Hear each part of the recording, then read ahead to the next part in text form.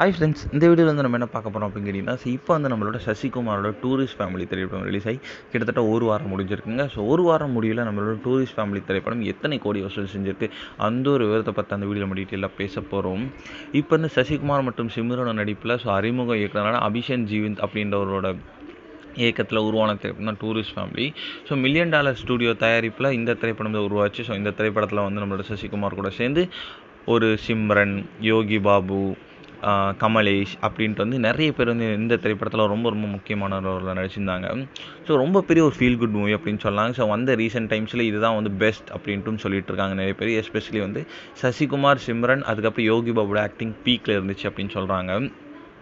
இதில் வந்து இப்போ வந்து கடந்த May 1 ரிலீஸ் ஆகி கிட்டத்தட்ட 7 நாட்கள் முடியல நம்மளோட டூரிஸ்ட் ஃபேமிலி திரைப்படம் கிட்டத்தட்ட 30 கோடி வசூல் செஞ்சுருக்குங்க. ஸோ கண்டிப்பாக நல்ல ஒரு வசூல் அப்படின்னு சொல்லலாம். ஸோ நாட்கள் போக போக ஸ்க்ரீன்கள் வந்து அதிகமாக இந்த திரைப்படத்துக்கு கொடுத்துட்ருக்காங்க. ஸோ கண்டிப்பாக நல்ல ஒரு வசூல் பெறும் அப்படின்ட்டு எதிர்பார்க்கப்படுகிறது. இந்த ஒரு விஷயம் சசிகுமார் ஃபேன்ஸ் மத்தியில் ரொம்ப ரொம்ப ட்ரெண்டிங்.